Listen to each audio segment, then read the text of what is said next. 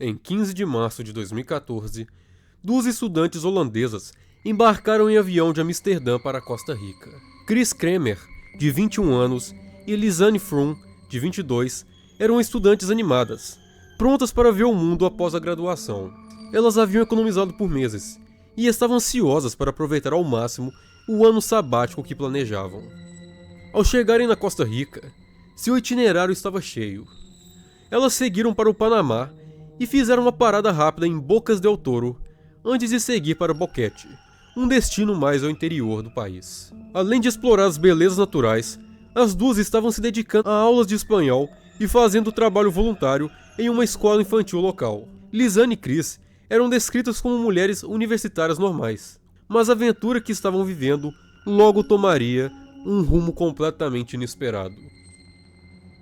Em 1º de abril, após chegarem a Boquete, elas decidiram explorar uma das trilhas mais conhecidas da região, a Trilha Pianista, um caminho de 8 km com uma vista incrível, mas também repleta de desafios. Às 11 da manhã, elas começaram a caminhada, sem saber que ela mudaria suas vidas para sempre. Elas estavam se divertindo, registrando a paisagem e as emoções de uma caminhada que parecia ser apenas mais uma parte do passeio. Chegando ao cume, o que deveria ser o final da caminhada se tornou o início de algo muito perturbador. Embora o normal fosse retornar por onde haviam subido, as fotos mostram que elas continuaram a caminhar, atravessando o que é conhecido como Divisória Continental, indo para o lado mais remoto da floresta. O motivo dessa decisão nunca ficou claro.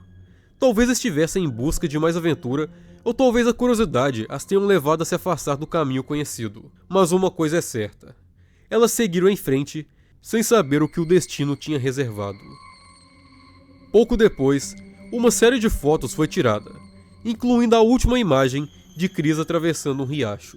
Essa seria a última foto confirmada tirada pelas jovens antes que tudo ficasse sombrio.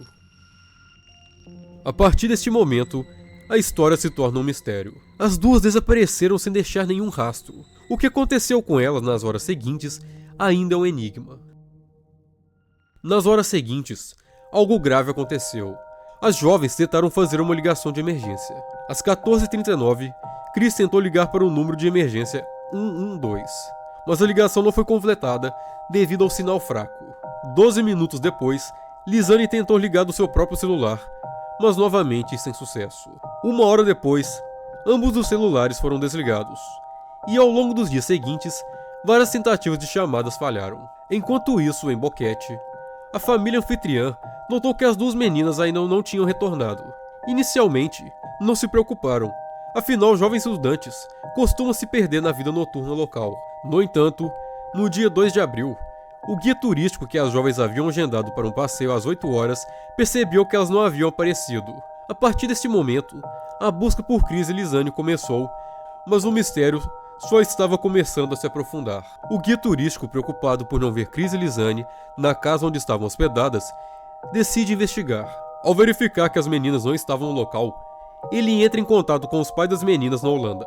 Pouco tempo depois, os pais acionam a polícia holandesa e o guia faz o mesmo em Boquete para reportar o desaparecimento. Pequenas equipes de buscas privadas começaram a procurar pelas jovens, incluindo o próprio guia. Ele também notificou o SINAPROC, o Sistema Nacional de Proteção Civil. Mesmo no dia 2 de abril, registros telefônicos mostraram que os celulares das meninas ainda estavam ativos e sendo usados.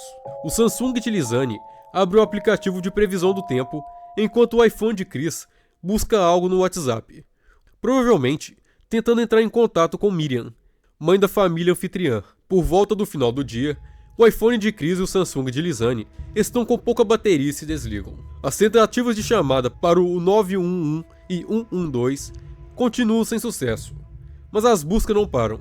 No dia seguinte, o SINAPROC intensifica as buscas na Trilha Pianista e nas redondezas, usando helicópteros e pequenos aviões, mas sem progresso significativo devido à vegetação densa. Em 5 de abril, o iPhone de Chris é ligado várias vezes, mas a senha estava errada ou nenhuma senha foi inserida. Em 8 de abril, novas fotos são encontradas, chamadas de fotos noturnas. A primeira foto, tirada por volta das 1h30 da manhã, mostrava árvores e gotículas espalhadas pela imagem. Outras fotos mostram a área da floresta e algumas são curiosas, como uma que mostra sacos plásticos laranjas amarrados em um galho, possivelmente marcando o caminho. Algumas fotos ainda mostram itens em uma rocha, como um espelho e um pedaço de papel que pode ser uma tentativa das meninas de criar um sinal de SOS. Curiosamente, esse pedaço de papel coincide com um mapa que as meninas estavam lendo antes da caminhada. Uma foto particularmente intrigante mostra a parte de trás da cabeça de Chris, mas seu cabelo está estranhamente limpo apesar das condições da floresta. As equipes de busca não conseguem encontrar vestígios das meninas, mas helicópteros são enviados, mas à medida que os dias passam, a esperança diminui.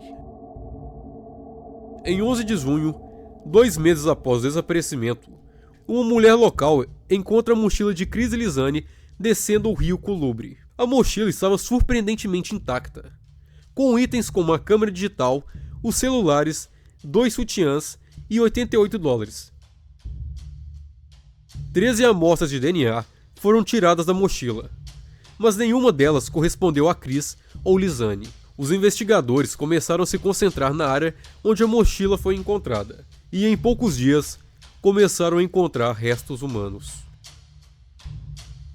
Sapatos com ossos dentro e parte de um osso pélvico são localizados. Uma autópsia confirma que o pé encontrado era de Lizane, enquanto o osso pélvico e o short jeans pertenciam a Chris. No entanto, isso levanta ainda mais questões sem respostas. A autópsia dos ossos mostra que o pé de Lizane estava quebrado de forma limpa, sem sinais de cortes ou impactos. Já a autópsia do osso pélvico de Chris revela que apenas uma parte dele foi encontrada e que o osso foi clareado de alguma forma, com vestígios de fósforo. O caso de Chris e Lizane é um dos desaparecimentos mais misteriosos dos últimos tempos. Um caso cheio de pistas e contraditórias, fotos enigmáticas e teorias que até hoje alimentam debates. Em um período tão curto, o clareamento dos ossos não pode ser explicado por elementos naturais.